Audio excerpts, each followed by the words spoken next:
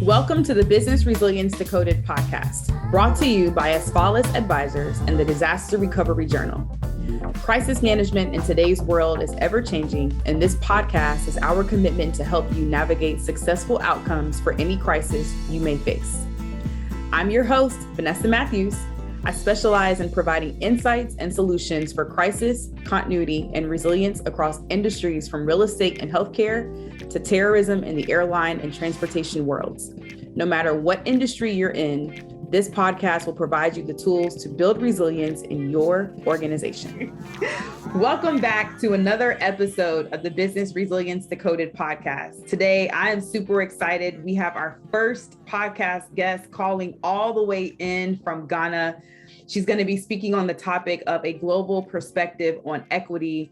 And our guest speaker is Olanike Mensah. She's the founder and CEO of Mosaic Consulting. But before we get into the podcast, I'd like to share a few resilience resources and reminders. In Asfalis News, you can feel free to recommend a guest for the podcast, to download our 5-step crisis strategy guide that you can use to navigate any business through any crisis in any industry. And if you would like to request me your host as a speaker for your upcoming program, you can find all 3 of those links in the show notes for today's episode.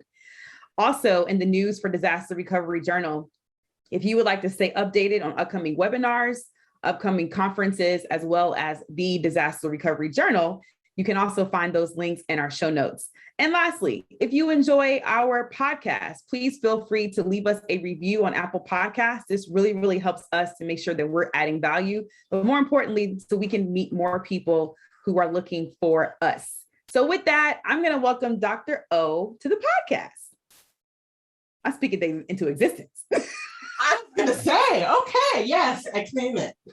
Thank you for how you doing? I'm good. I'm great. I'm so happy to be here. Thank you. So what time is it in Ghana? It is 8:16 p.m. We're 6 hours ahead of Charlotte. Well, thank you for joining us, and thank you for allowing us to creep into your evening tonight. Happy to be here. Thank you.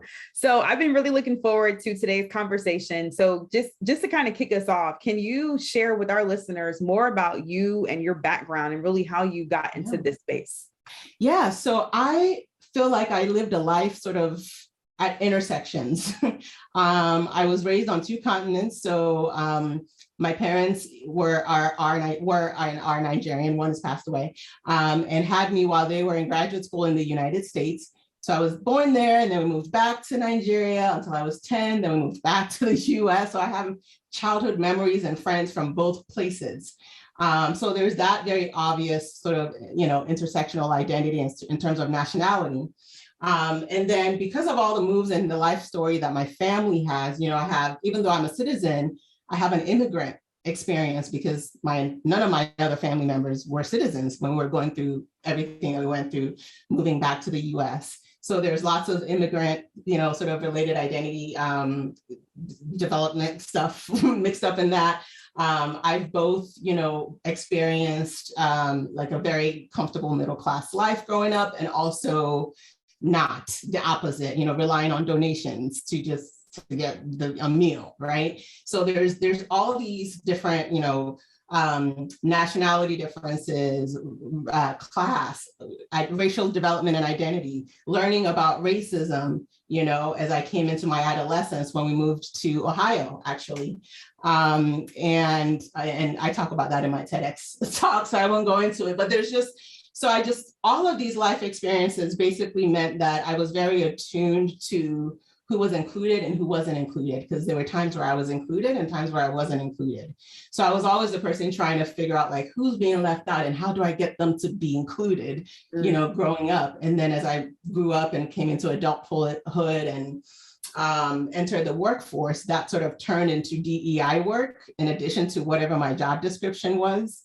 Even though the terminology didn't really exist in the way that it does now, the field has grown so much in the last 20, 30 years. So I was sort of doing this work just out of passion and out of wanting to see more equity in the workplace. And slowly but surely over the course of my career, it became more and more evident that this is what I was most passionate about. And so I founded Mosaic to be able to do this full time. Wow. Thank you. Beautiful story.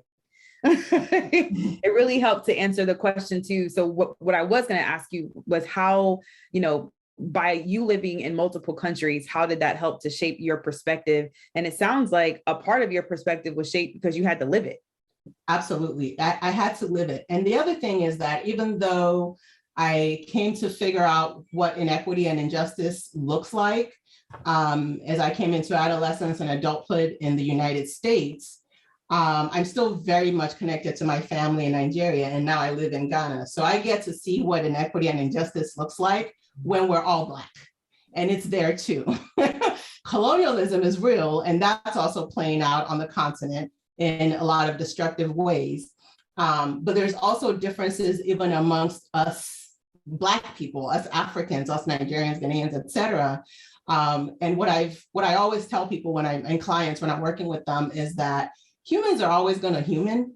Like, we will find a way to use difference to gain more power, to build power and create a hierarchy. Like, it's just a human issue, and it manifests in different ways everywhere on the planet. Awesome. Well, thank you for that. So I love talking about the topic of inclusion and equity and diversity. I share this every chance I get. Our industry has not gotten it yet, right? And they're still figuring it out. We are still figuring it out. And so when we talk about risk, risk to me shows up in a lot of different ways. And you have a TED Talk that you did that talked about risk from a female leadership pipeline perspective, specifically Black women. And so my next question is, can you share some of the data that you discuss in your TED Talk about Black women CEOs for Fortune 500 companies? And specifically, why is that a risk that people in my field can really start to pay attention to?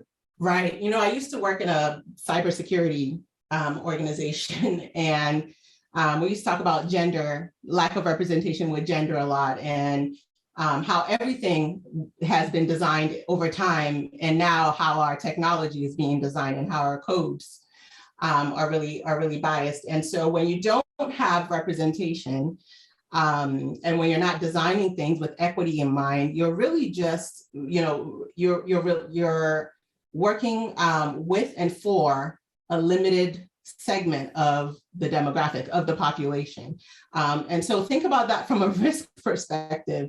If you don't have all these different perspectives and viewpoints and expertise present in the ways that you do when you have a diverse makeup of people doing anything, you're missing out on data. You actually don't have all the data. We like to be data-based and evidence-based and all of that, but when you're all looking the same and talking the same, and from similar racial backgrounds, because we just have to face the truth. Race may not be real, that may be a construct, but racism and the impacts of that is real. And so it does color and our perspectives and our life experiences in a way that when you have racial diversity on a team, inherently you have diversity of thought.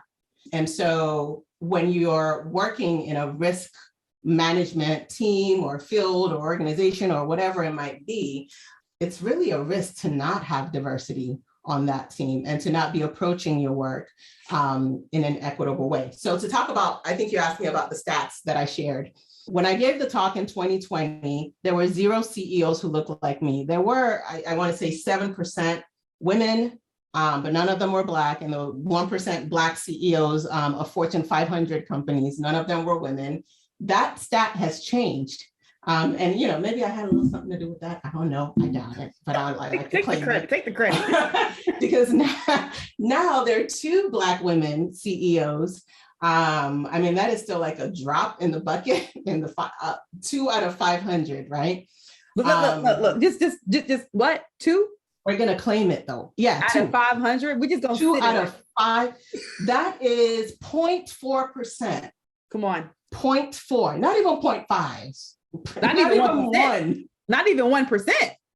No, right? And so when you think about what you're losing out on, like the perspective, the insights that you're losing out on by not having representation at the highest levels of these companies, that's one thing. But when you look at data and research at every level, leadership sort of tier leading up to that point, the numbers are just dismal, right? And so that's a problem. That's a risk.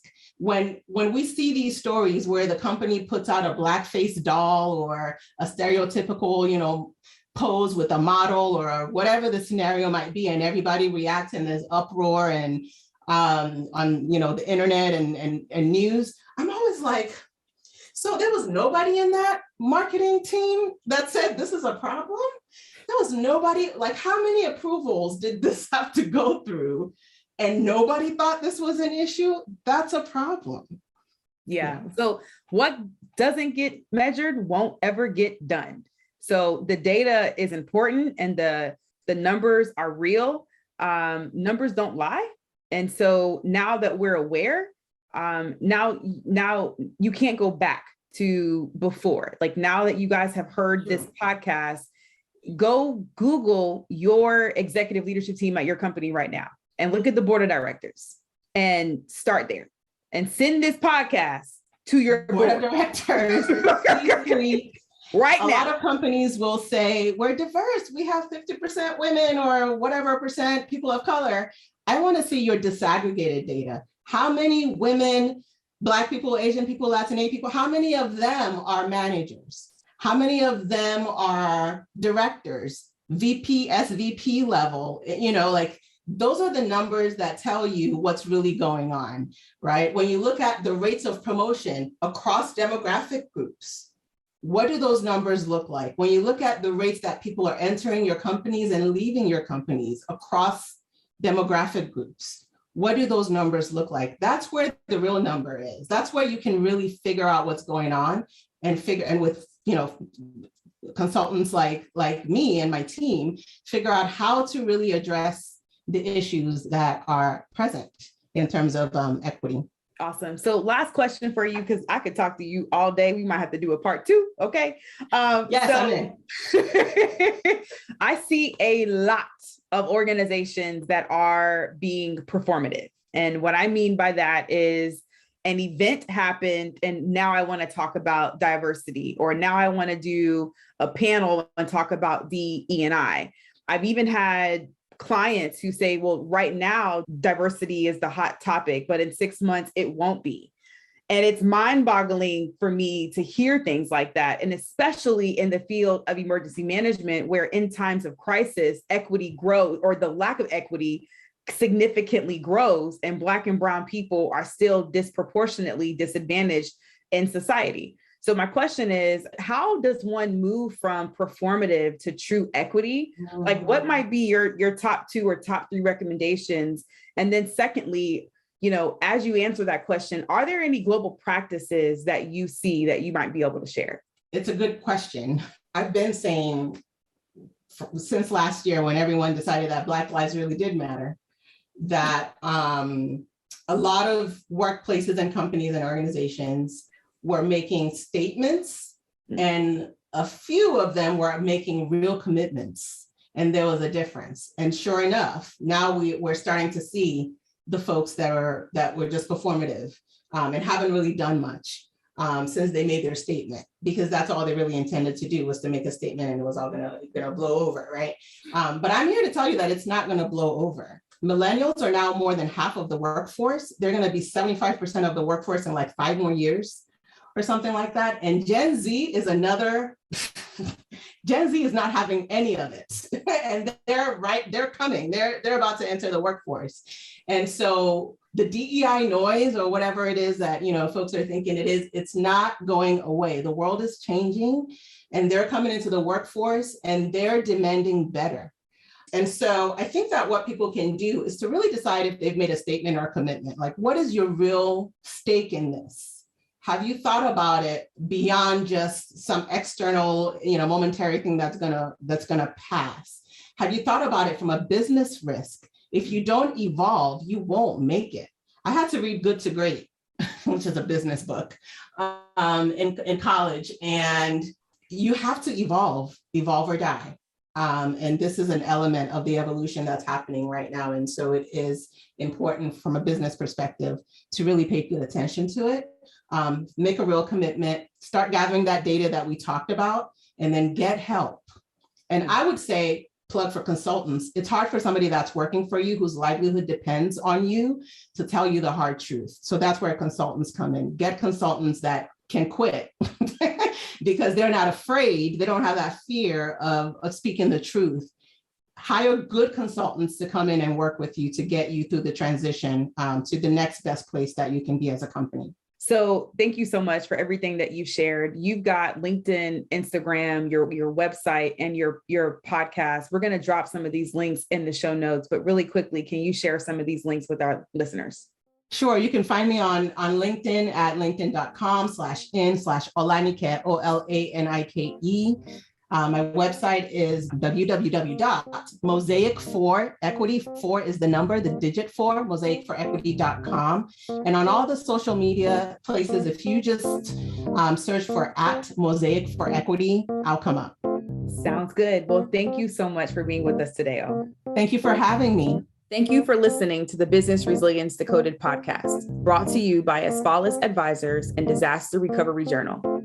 Make sure you check out the show notes for this episode to see all the upcoming events, programs, and ways we can support you. Make sure you subscribe to the show wherever you get your podcasts, leave us a review, and share it with a friend. Thanks again, and I'll talk to you in the next episode.